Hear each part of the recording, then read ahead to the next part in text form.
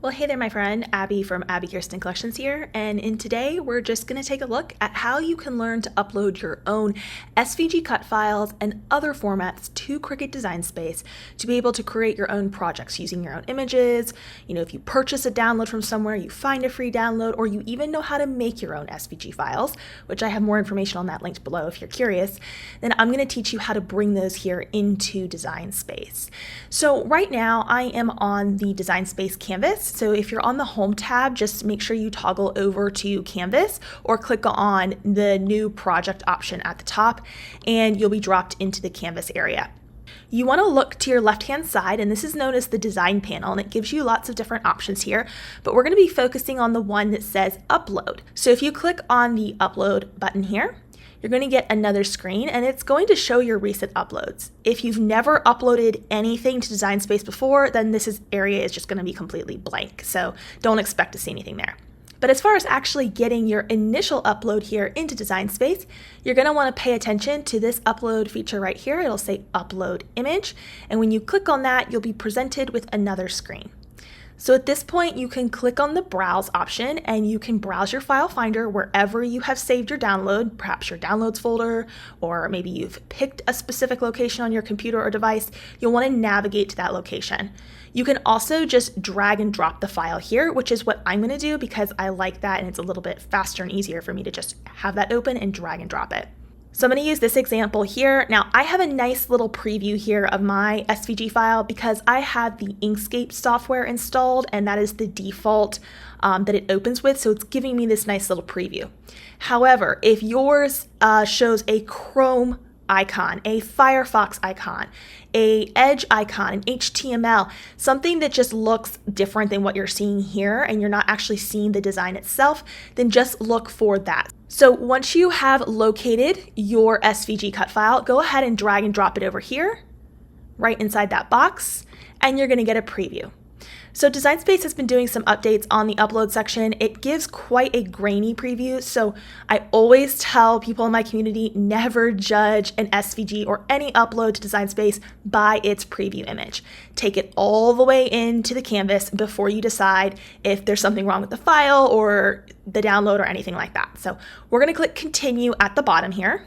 On this screen here, you can rename it if you would like. It can help for searchability later on.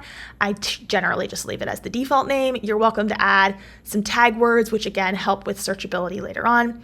And if you're someone who's into staying organized with like folders and collections, you could of course create one and add it here at this point in time. I'm a pretty sloppy, lazy crafter when it comes to my digital file organization, so I generally never touch these things and I just click Upload. Once you click Upload, it's going to drop right into the canvas of Design Space here. So obviously I have 2 copies now here, but now we have our SVG vector format already dropped into Design Space, ready to be used. Now, if you want to actually pull apart any of these layers for any reasons, perhaps you want to play around with the scale, perhaps you want to change a represented color on your canvas to get a feel for the color of materials you're working with, then you're going to want to right click and go up to Ungroup. So once you have ungrouped, you'll be able to pull these layers apart, and that can be kind of fun, especially as a beginner, just to see how that works, and you can get a feel for it. If at any point in time you want to undo, there is an undo button up here. You can also hold Command or Control Z on your keyboard, depending if you're a PC or a Mac user. Now that was a layered SVG cut file. What about if we're working with print and cut projects? Because that can be a little bit different of an upload process. You're still going to go to the exact same upload button here in the design panel, and you'll click Upload Image, but this time instead of an SVG vector graphic, so that stands for Scalable Vector Graphic, you're going to bring in either a JPEG or a PNG image. I strongly recommend bringing in a PNG if you have access to it, because PNGs will generally be a little bit higher resolution and better quality than a JPEG, which generally is a little bit more compressed and therefore it may not print for you at the best possible result. But I have successfully used both, so if you only have one over the other, that's okay. Go ahead and bring it in and experiment with it. So I'm going to go ahead and drag over a PNG image in this case, and here's just another version of these cute little antlers I have. Now this is a PNG format, so for most computers you'll probably will see a visual preview for this as well, which is going to look a little bit different from an SVG file. Now I'm going to drag and drop this over exactly the same way as I did before, and we will get a preview. We'll click continue just as before. Now this time is where things change a little bit. So if you do need to make any edits to your design, you can do that here. There are some Cricut access only tools here. There's eraser tools and selection tools. Hypothetically, if you needed to remove a white background, this selection tool here and clicking on the white background works very well. Or if you wanted to remove just certain parts of the image, you could also do that as well.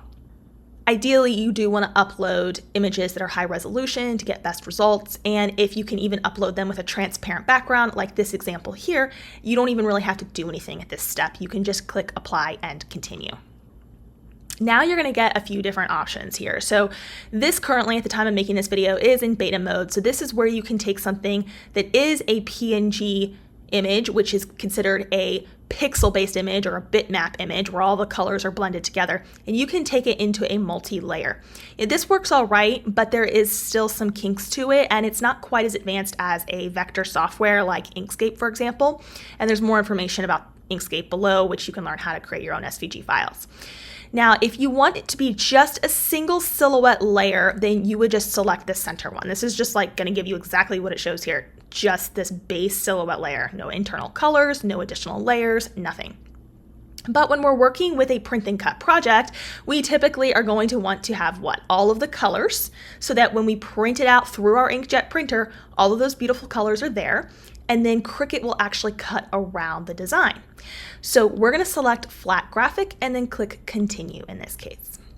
Again, you'll get this option if you want to give it a different name, tags, or add it to a collection, you can, and then click upload. It's going to drop here into Design Space. Now, especially if you're working with high resolution PNG images, which are the best, they're probably going to come in pretty large. So you do need to make sure you always scale things down. So whether you're working with an SVG cut file or a PNG flat print and cut image, you can come to any one of these corners and you can just scale the design down or scale the design up. So that's how we transform and scale here in Design Space. So of course I would scale this down, and then we could go into any other designing that we want to do at that point. So there you have it, how to bring in an SVG cut file to Design Space, how to bring in a print and cut image into Design Space. If you need more help learning your Cricut machine, if you want to download these files you're seeing here to practice along and enjoy them for your projects, make sure you visit the information below this video and in the corner of this video, and I will see you there, my friend. I'm Abby, your friend in the pursuit of craftiness. Bye for now.